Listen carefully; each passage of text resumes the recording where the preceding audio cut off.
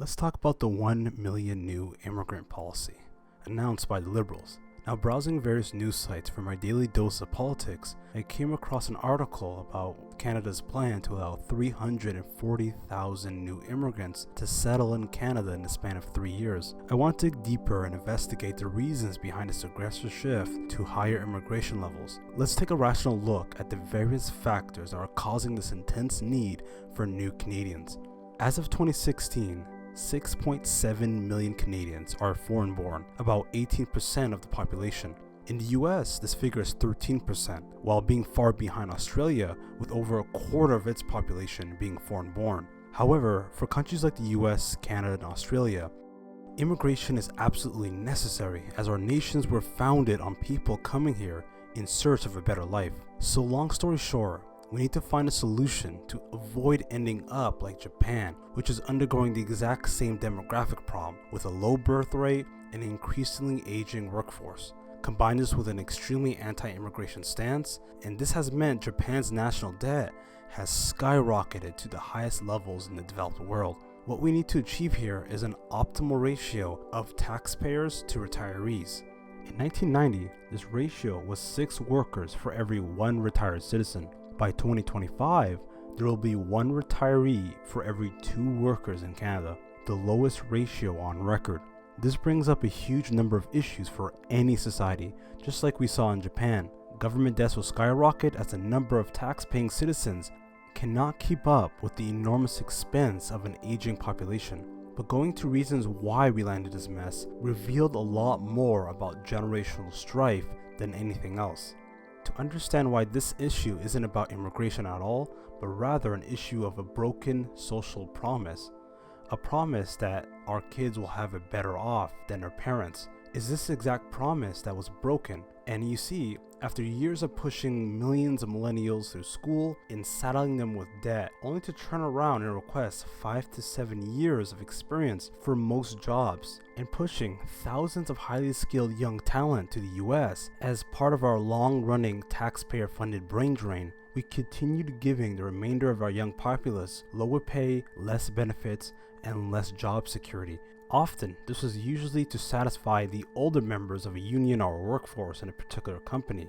This means the tax bill collectible on this chunk of the population is much smaller than generations prior. Factor in the gig economy and the rise of freelance work that is typically off the tax radar, not to mention the diminishing purchasing power of younger generations to buy cars, clothes, and even houses these retirees will leave behind.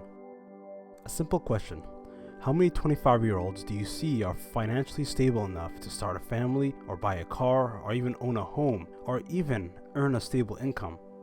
Exactly. If you don't have a stable income, and if you work contract jobs here and there with no guarantee of permanent work, all while rich investors are buying up homes left and right, it's not hard to see why the average millennial isn't exactly excited to have children.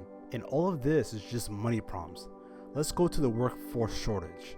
You see, Canada will need thousands of doctors in the next few years, a shortage that is made worse by the spike in healthcare demand presented by an aging population. However, almost everyone knows someone from another country with a highly specialized degree who worked in their home country as doctors or pharmacists or even surgeons and have immigrated to Canada and are forced to work as taxi drivers and sales clerks, as the medical licensing board in Canada is notoriously strict and rejects most applicants, even ones from Europe and Australia, all while we struggle to find new doctors before the coming surge in healthcare demand.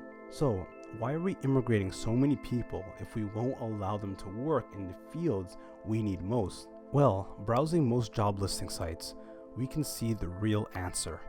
The vast majority of jobs available are low-paying, low-skilled sales and service jobs. Jobs that young Canadians aren't exactly clamoring to have, especially when these jobs are in expensive big cities, which reveals another issue.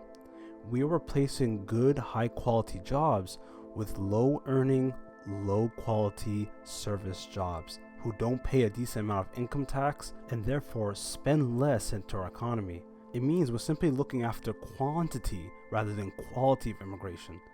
In a visit to any McDonald's in a large city would prove the end goal of this immigration. This all ignores the already expensive and rising cost of living in most large Canadian cities, where most immigrants settle. Housing is expensive, food is expensive, fuel is expensive, and if you live in Ontario, you know how expensive electricity has become.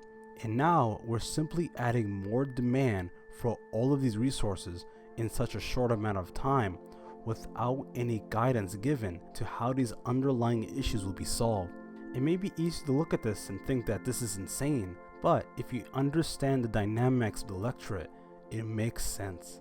Baby boomers grew up in the most economically rich and physically safe era in history, where the economy of various countries more than quadrupled with no major wars or Great Depressions to speak of, not to mention being an enormous voting bloc, which means the vast majority of policies in our economy have been centered around this demographic. Many of the issues we see in our economy and policies that may not make sense to most of us begin to make sense in this construct. Most businesses are owned by baby boomers, so immigrating cheap foreign workers benefits them. Allowing foreign home ownership raises their home prices and makes them paper millionaires even if they weren't physically responsible. So even in the worst case scenario, having millions of new buyers for products, cars, services, all of which to prop up corporate earnings and in turn the investment portfolios of older retiring generations. Not to mention CPP and various pension plans which are reliant on a strong investment market to fund their retirement investments. Trying to make up for years of short-sightedness, employer greed, and baby boomer-centered politics by bringing in thousands of new immigrants when native-born Canadians born and raised in Canada are unable to succeed in the only home they ever known is simply a recipe for disaster.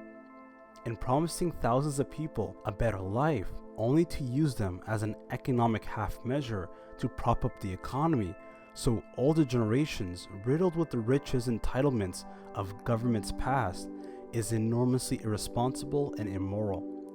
Combine this with the massive underlying issues already present in our economy, we may not see ourselves become the next Japan, but we may become a new example of how not to handle a seismic demographic shift. We can see how this is not a discussion of immigration, but rather a larger topic of demographics and the breaking of a long-time generational promise that generations to come will be better off than generations before. And it's this exact promise that was broken and that continues to lead us to chase one bad decision after another.